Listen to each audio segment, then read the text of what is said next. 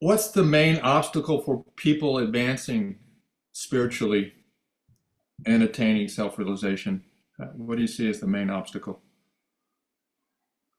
Uh, Main obstacle suddenly getting confused with any experiences of a vision or a thoughts or manifestations, any such things, and inability to have a firm conviction about the impermanence of the universe, the appearance. So this is, and when you get confused, if such a person loses inspiration or enthusiasm and tries to postpone any such things, they are the main base for a obstacle. From that only other things arise. When you get attracted to the scene, the universe, more than that is necessary. You can attend to your daily day-to-day life is no problem, but too much you get sucked into it that you don't find time and you keep postponing, and after coming so far, suddenly you give up the practice. So these are all the obstacles. So uh, what is the would you say is the ultimate goal of meditation? To settle back into the self, in consciousness, in the awareness, because from that is where the consciousness has come a long way, forgetting the self to the extent that that's what it is. Who am I? As some teachers taught or Swamiji taught, know yourself. Totally don't know who I am. And like Swamiji also said, you do or you want to do everything for yourself only, means first step for your happiness. If you are not going to be happy, you don't want to do that one. Even if it is a charity also, if you are going to be happy to do that charity, you would like to do it. Otherwise you won't like to do it, you will become quiet. So like that, when you want to do everything for yourself, but it's better you know yourself first, because if you are thinking about yourself which is not yourself, other than yourself, you are assuming that as yourself, and you are trying to do everything for that, so everything goes wrong haywire, that you are not doing the right thing because you don't know about yourself. So you assuming something else as you, for that when you do all those things might be wrong. So like that examples. So that is what you need to become aware of, who really you are. That should be the ultimate aim. And the meditation's ultimate aim is that once you clear off all your thoughts and visions, this in the beginning we just think about the talk about the thoughts and visions, but as you progress, the mentally projected things and the manifested things, they all appear, come, because they are all deep rootedly in the deepest subconscious state of the mind as an acquired habit, as a tendencies. They are all there, which you may not even know what is in your mind's deepest layers. They all needs to be taken out and burned. That is why the tapas word is used. Tapas means you burn it out, burn all such habits. You cook it properly. When the vegetables are burnt, means not to the extent of becoming black or burnt. It is cooked properly here. That is the meaning. So then the vegetables are ready to eat. So that's what you have to prepare yourself mentally to, by silencing it. Then that awareness automatically comes. That secret of your real self is revealed. Yeah, Baba, that's been really the core of your teaching. Most essential part, I guess, is through the practice of meditation, we regain our true identity. We expand our identity from being an individual a person to being universal. Ultimately, realizing we really aren't a person, but rather universal existence, Yeah, consciousness. definitely. It is like a droplet realizes it's one with the ocean. It's actually the ocean. It doesn't become an ocean, but it merges with the ocean, mainstream. In the same way, a person like a human who would be thinking the body as me and as a personality, when he realizes he is the all pervaded space, that space is supreme consciousness. It is not simply a void place that exists. It's an existence of supreme consciousness. That is the day you realize in Nirvikalpa Samadhi, then you become a yogi. Means you have achieved that reunion with your real self. The our commitments, our beliefs, they tend to manifest uh, into our reality, and it is kind of somehow spirituality. What is spirituality? But it's getting beyond our everyday. A lot of our beliefs, as we're taught, this is going to bring us fulfillment and happiness, and all those. And what you're teaching is basically anything that's in the mind or the world is impermanent, so it can't possibly bring you to a state of contentment, and that ultimately what's watching the whole thing is the truth. That's what's there. All when the movie ends, you're still there. Only the movie ends, and Yeah, that sense of I and me and a person is part of the movie. It is the movie. it's all done. So you are there simply. So nothing has happened to you. In the movie, when you are watching the movie, you are thinking that you might meet an accident in the movie and that is you. And you realize that that was not you at all. You are simply imagining about yourself. And you are safe sitting and just watching. You are that watcher. You are that self. So that's what you will realize eventually. That's what is needed. That is the recommended goal. That's where the meditation will take you eventually when you pursue on the path. Become aware of the watcher. Baba, what is can you explain the difference between watching and witnessing, between, consciousness and awareness, watching and witnessing? When you are witness, you just witness an existence, a scene, an appearance, this world or universe. But when you are watching, you will make that appearance disappear and you become aware, and that one single self is simply was watching, that you reach that watcher, you realize yourself. You don't go on simply witnessing, but when you witness, an existence is there and you just become a witness. You don't bother anything about that appearance.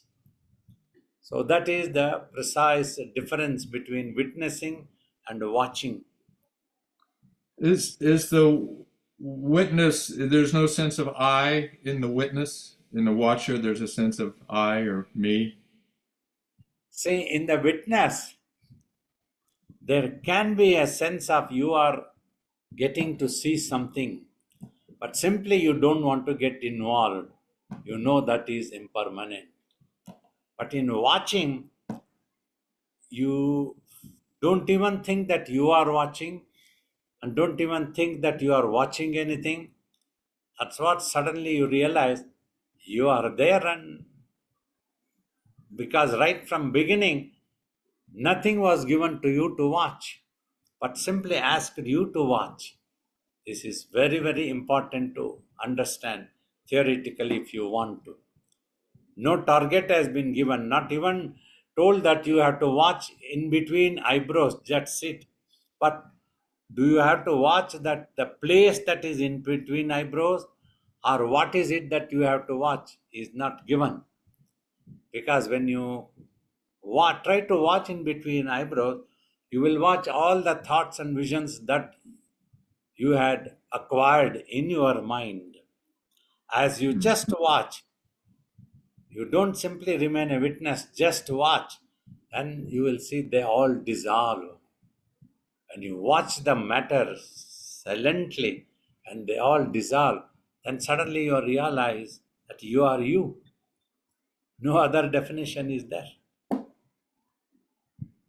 Turn off the distraction. You're Totally, you're totally so gone. Baba, which state, excuse me? Uh, that's what self realization I told. So Baba, which one of those witnessing or watching equates with Nirvikalpa Samadhi? Watching will take you. It'll take you there, and is that the state that Because it will remove everything else other than the self. That means all vikalpa will be removed, finished. hmm. It will be burnt. But when So witnessing, a vikalpa is there in front of you. Without getting mentally involved, you are only witnessing. so that would be like Savikalpa Samadhi, more like Savikalpa. witnessing, We can tell that as a savikalpa samadhi. because there's you're not witnessing anything but universal existence, but there's a sense of I am.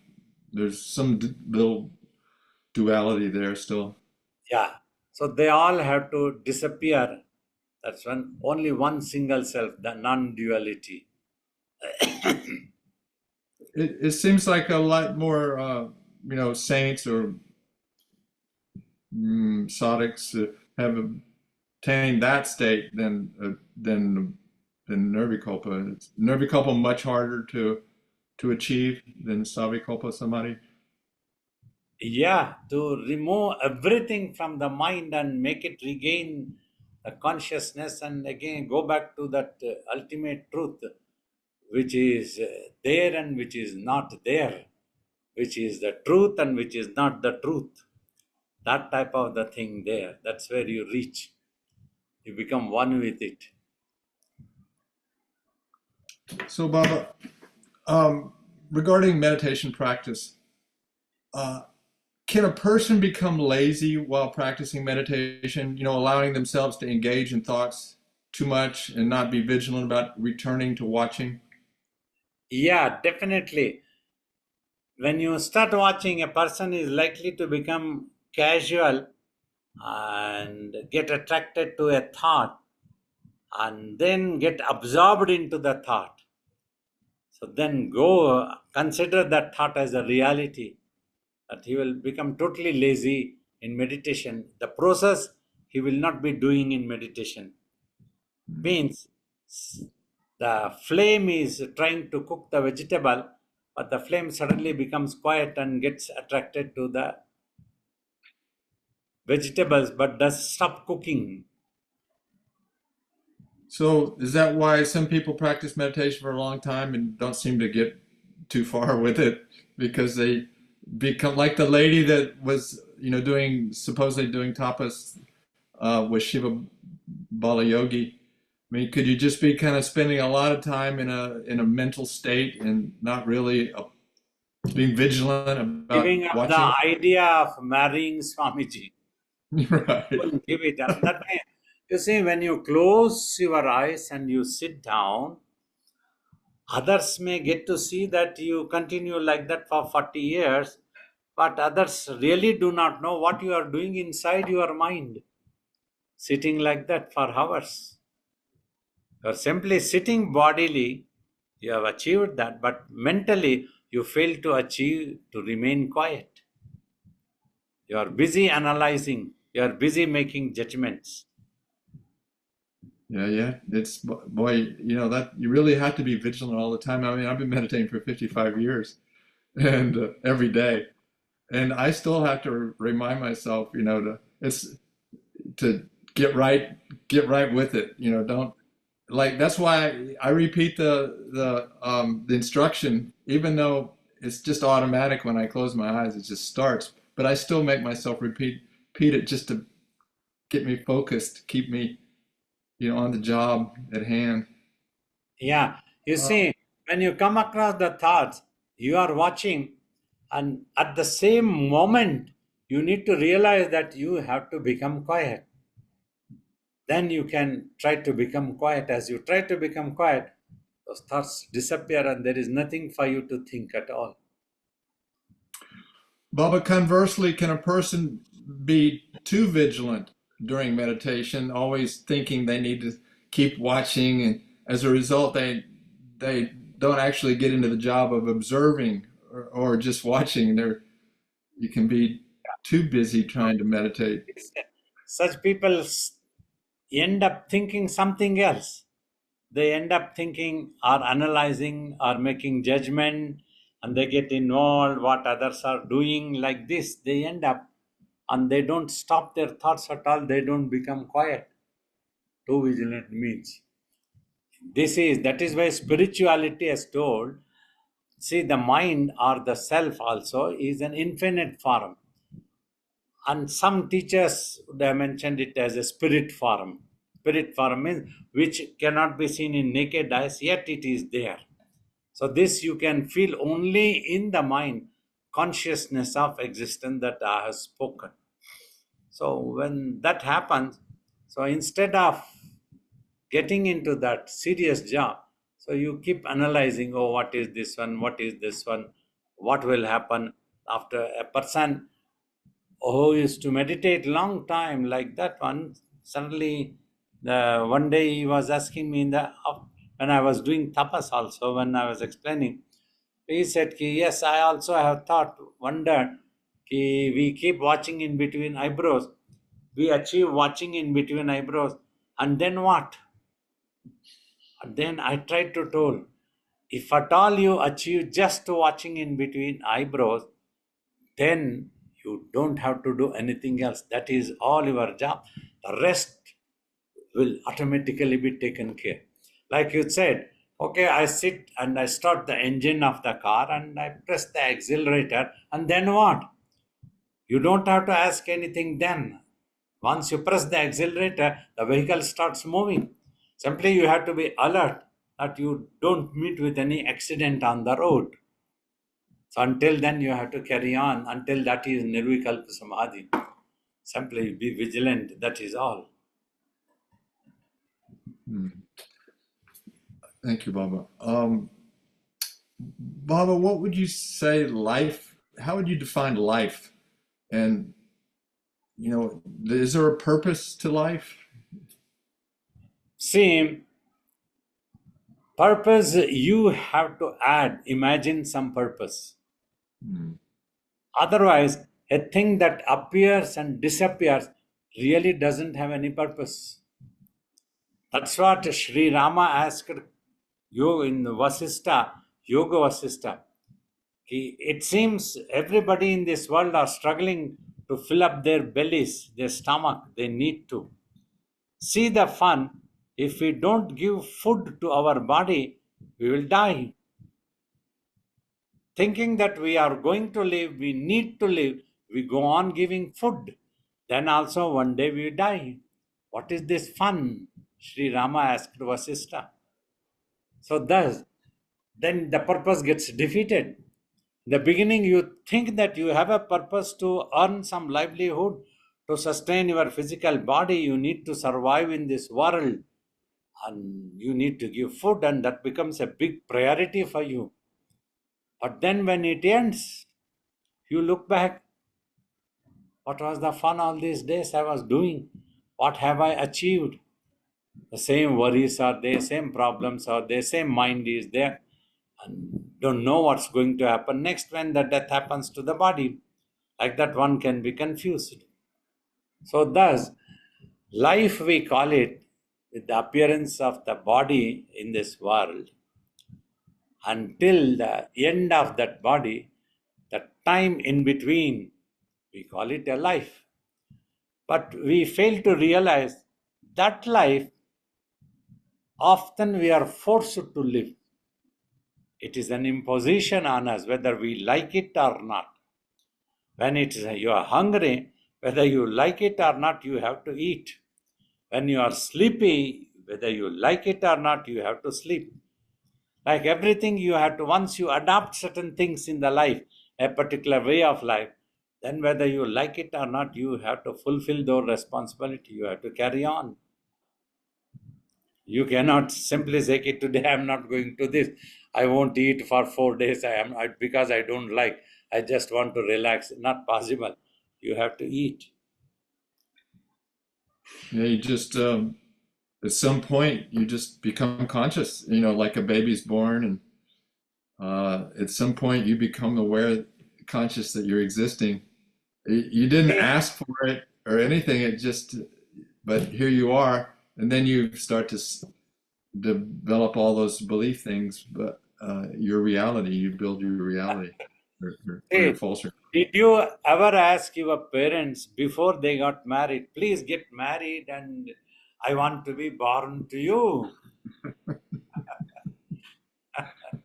You see, such is the fun that Sri Rama talks to Vasistha. That's what it is. So everybody in the world are so busy. World is so busy, whether it is burning heat, and but they have to go out and they have to drive down. The traffic jam has to happen, and the busy roads, and it's traffic. Everybody has so much of busy because they all have imagined and adopted a way of life, and that has become the purpose for them. So the consciousness has imagined that. And the truth being that what you were saying, that there's no real purpose because the self is already full and complete. There's nothing for Now it to do. they have to come to the infinite, thinking of they have adopted such a life and responsibilities or whatever it is, and the purpose that they are thinking infinitely, it is for their own happiness. They wanted to be happy and they want to be happy. Now, next question one has to think, can any of this in the world, in the universe, including our own physical body, give a permanent happiness 24 hours, 12 months, once for all? It must be there. No fluctuation. Sometimes you feel an excitement, sometimes you feel you are happy, suddenly you become tense and you don't know why this has happened. You have to face some tension and fear and panicking. So many things are happening. It doesn't allow. Rama, Lakshmana, Sita, they were just happy moving around. There was no job, no kingdom to look after, no court to attend, nothing was there. He was moving around with his wife and brother, meeting sages, discussing about the self, mind, consciousness, all these things, spirituality. But then suddenly, one lady came from out of the blue, wanted Rama to marry her, then wanted Lakshmana to marry her. She became the troubleshooter. Then everybody connected to her came to fight with Rama and wanted to take away Sita. The next 1 year was miserable conditions. After that also it was always miserable. The world wouldn't keep quiet. The world will talk nonsense. It will comment. It will torture. So if you care for the world, it will never allow you to sit peacefully, settle down peacefully. Then again you do some mistakes and you are miserable again. And finally you want to end your life. Enough. Let me go and give up the body. So you feel tired. So the purpose ends. So, but the purpose of finding a permanent happiness, when you find your real self, then everything can happen. We don't tell that you have to give up the world and you don't have to adopt any way of life. You adopt any way of life, you adopt any responsibility, discipline, all these things are needed, fine. But if you know yourself, you can keep yourself unaffected by this world under any circumstances, in any situation. Whatever happens or doesn't happen, your happiness is not disturbed at all. Your peace which is your existence right, is not at all disturbed. You are there. And is that you're at peace, not just indifferent to the world. It's Yeah. because Just to achieve a peace, that doesn't mean that you are indifferent to the world. Like even Vasishtha tells, and we see in my life also, for a while I might appear indifferent to the world, but if anybody prays for a blessings, they come for some problem.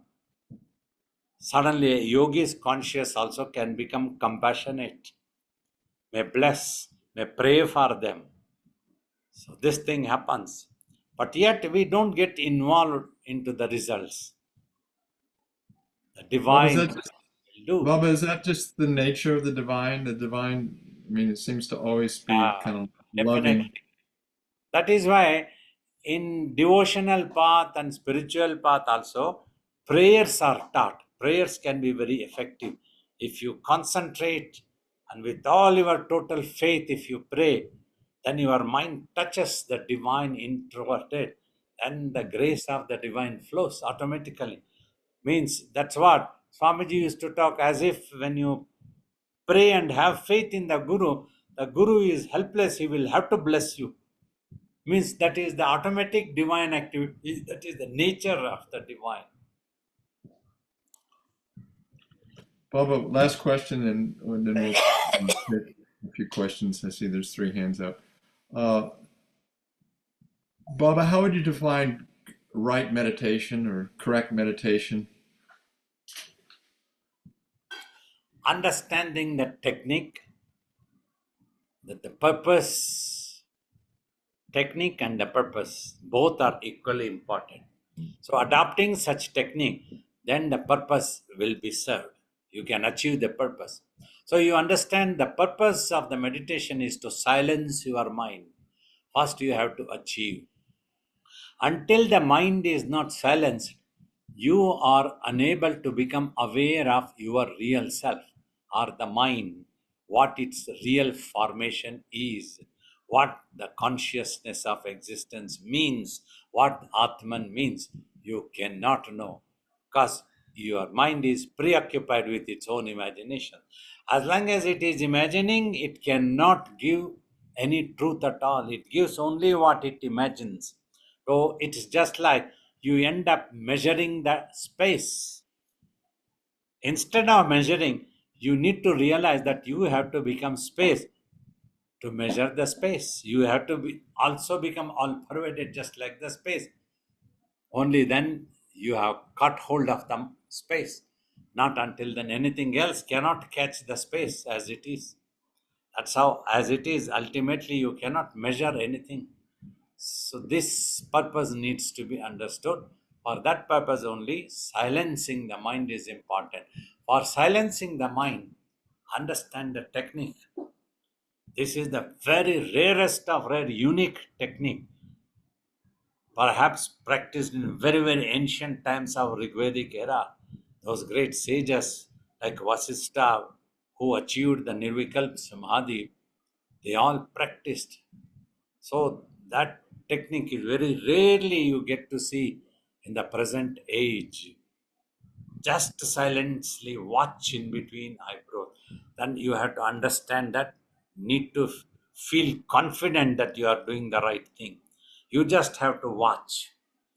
And the command is given, just watch in between eyebrows, means in your consciousness it must register or strike. Your job is just to watch and not to do anything else. When I watch this, it's not my job to think what is this. I just have to watch. I should not think whether this is my finger or your finger or whose finger, what is it, what is not. That is not the job watching me. Just watching. I am watching my finger. Somebody comes, what are you doing? I am watching.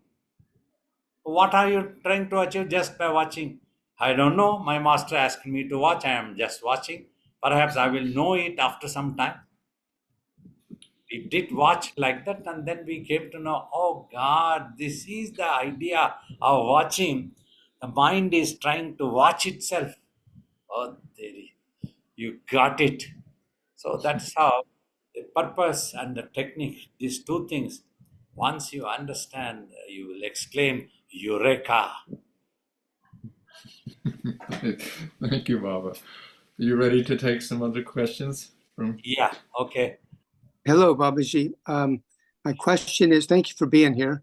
Is enlightenment a recognition that we're connected to the divine? And if so, why is it so easy to forget? I think of the analogy of my cell phone. Every night, I don't forget to plug it into the power source.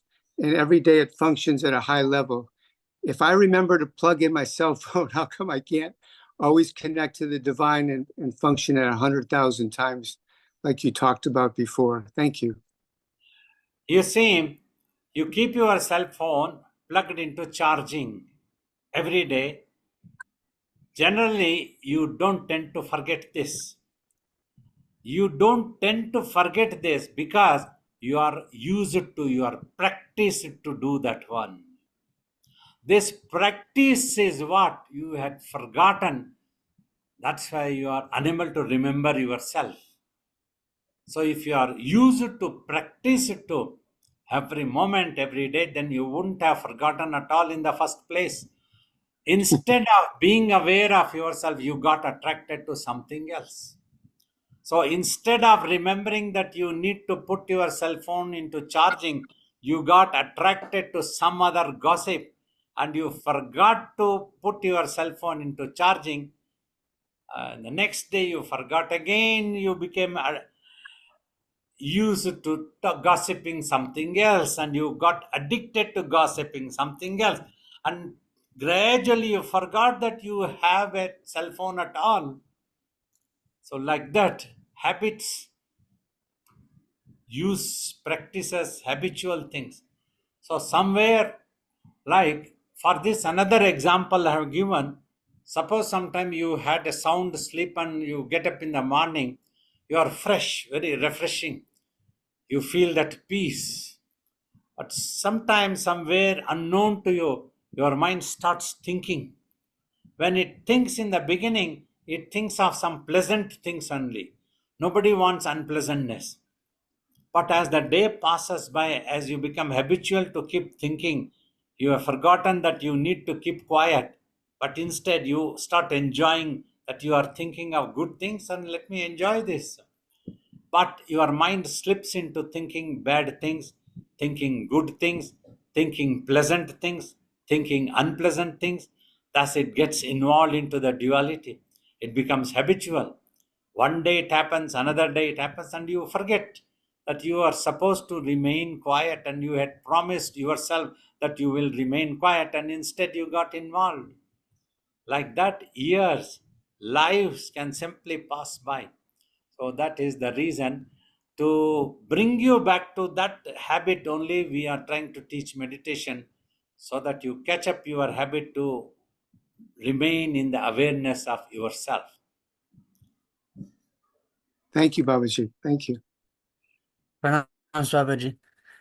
So sometimes when I'm sitting and kind of pondering the truth of reality, I'll have this realization, and it kind of helps to strengthen my belief in the non-dual truth of reality and the illusory nature of the world. And maybe tell me if this is like kind of correct. I've kind of noticed that throughout my life, really a lot of the relationships, the people that have come in and out of my life, and even situations, it seems that they're all an aspect of my mind, or they've all started with a thought. Like if I've been at a time in my life where my mind is very hectic and I have a lot of unwanted negative desires, it seems like people will appear in my life there to tempt me with these desires in the past. And then as my focus has turned around from those to something else, they disappear out of my life. Or if I'm far away from home and I'm missing the guidance of a mother or a father, suddenly a motherly figure will appear into my life. And then maybe, they'll leave once I do connect back with my real mother or something. So is this right, that everything starts with a thought, and our lives are a manifestation of those thoughts.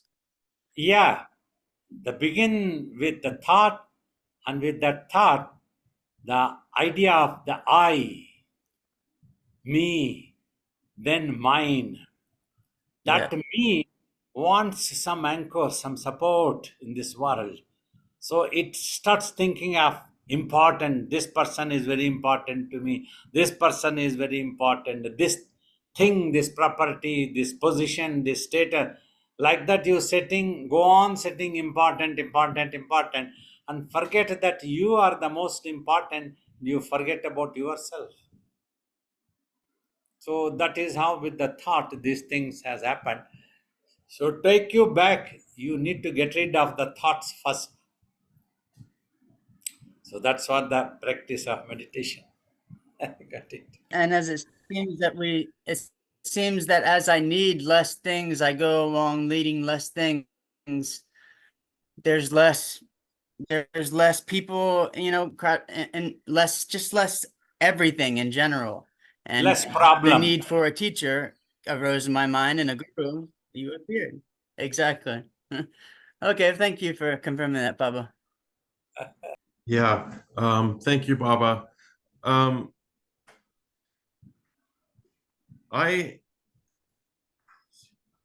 have I get a lot of pleasure out of the world.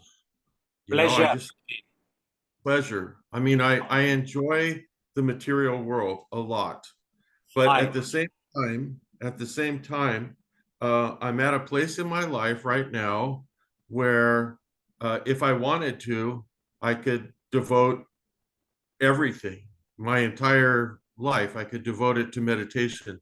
So my question for you is, if if a person were to just meditate, the watching that you described, do those desires for worldly things drop just automatically? And so the real question I'm asking is is it required to like make a choice? I am going to put the world to the side and just devote my time to meditation. Or the other part of that would be, if I just focus on meditation while I'm meditating, will it happen automatically? You see, important, you don't have to leave anything, don't have to take any choice. Because, you see, you have inclination. You tell that you derive pleasure from the thinking of the world. Also, you are okay to meditate also.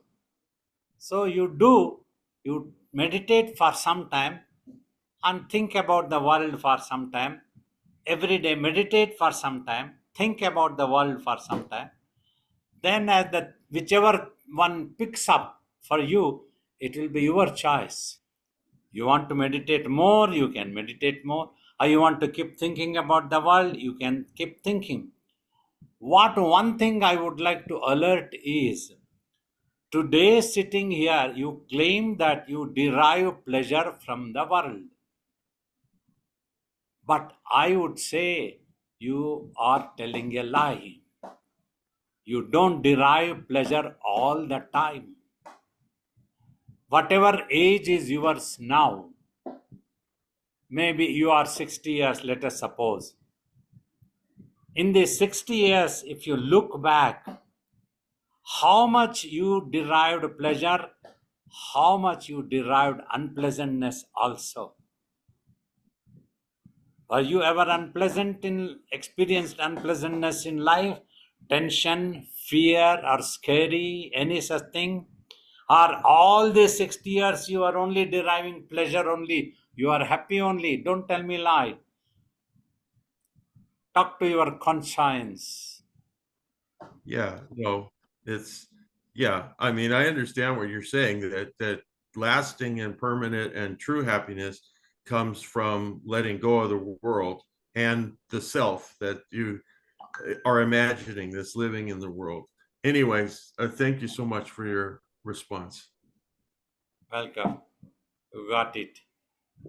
Yes, pranams, Babaji. Thank you so much for these sessions.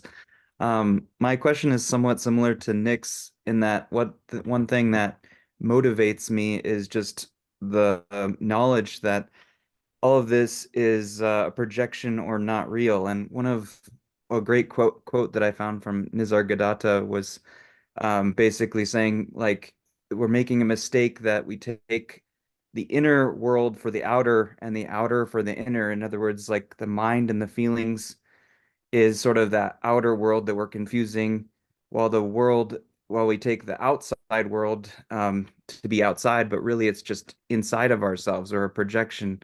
And I guess, can you speak a little bit more about that? Is everything the world actually our mind? And when we meditate, what's the difference between going inside or the external world? See, important.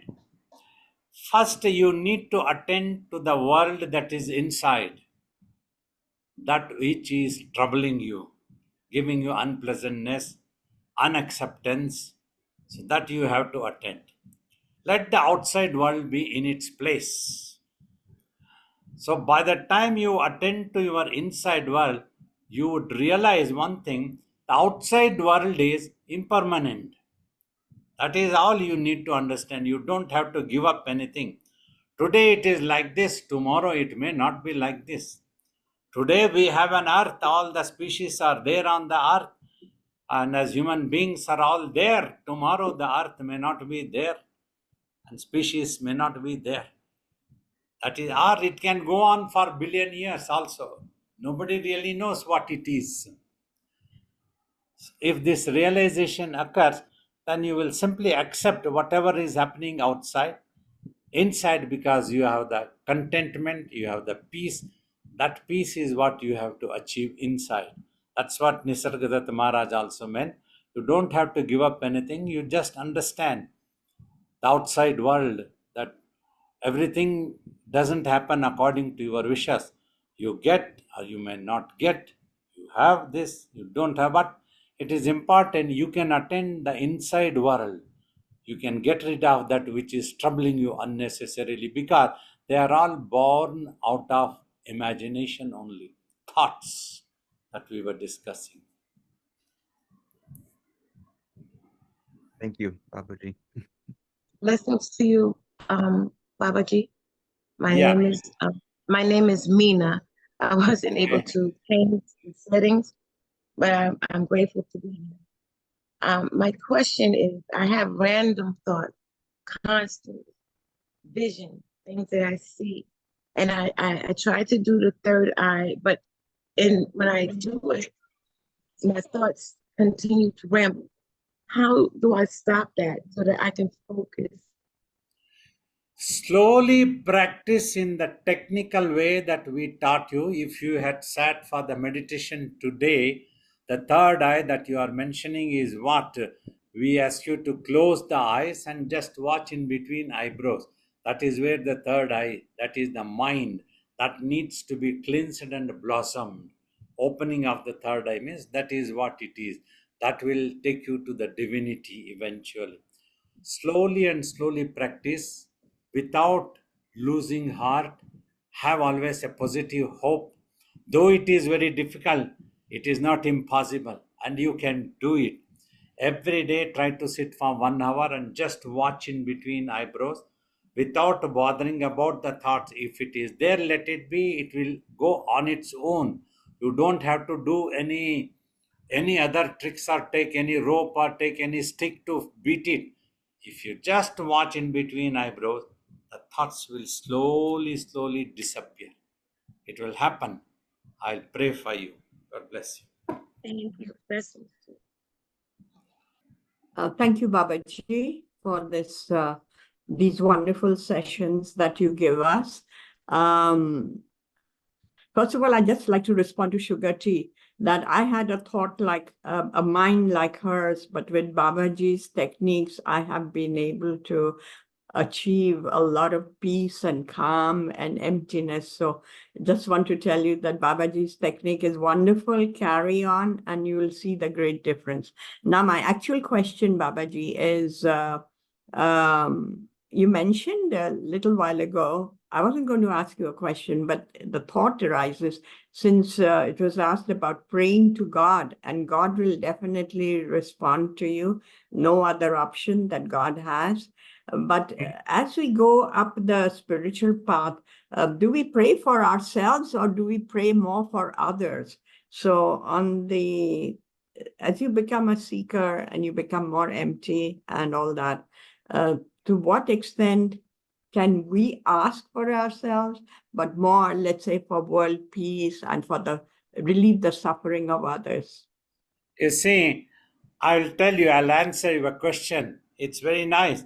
Slowly, as you get elevated in your prayers, in the beginning, you may have a problem. You want to get rid of that problem, and you can pray, no problem. When you pray, you need to concentrate your mind and pray. Gradually, when your mind gets more purified and elevated, you will understand that you belong to the whole world, entire universe, entire space. Yeah. Thus, when you pray that every member of your house be happy. See, in the house, if everybody is happy, you are also automatically happy. You don't have to pray separately for you, you will realize. That's what is the Loka Samastha Sukhino Bhavanto. Prayers were taught. May all beings in all worlds be happy. If you can pray for that, nothing like that. Because you are also there. May all beings, you are also one of the all beings. If all beings can be happy, you are also happy. So, like that, the highest prayer is, may all beings be happy in all the worlds. Yeah, that we do, definitely. I mean, I'm saying that and constantly, but the question just arose between the special petition that I may make to God for me as opposed to the whole, do we need to give up ourselves and ask, and not to ask things for ourselves as we go up the evolution? Please listen, that was what I was trying to tell. For any person, we don't teach that you don't have to pray for yourself, pray for everybody else. That is not proper. Slowly, psychologically, we support them and teach them to get elevated. First, you get admitted to the primary school, nursery school, primary school, middle, high school, and then come to college. Like that, we teach. That's what. If you have any problem, you can always pray for yourself. But gradually, as you elevate, you realize the whole world is there which may be suffering. You don't want anybody suffer. So then you pray to God that all sufferings may come to an end of all of the people. Then you will realize you are also there. That's what you have to pray eventually. May all beings be happy in all the worlds. You pray for others. That doesn't mean that you don't have to be happy. You need to be happy. Then only you will pray for all others. If you are unhappy, if you are depressed, you don't feel like praying for anybody at all. You need to be happy. Then you pray for everybody else. Oh God, you have given me this happiness. May this happiness come to everybody else.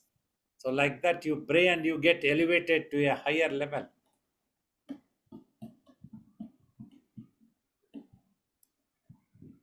Thank you,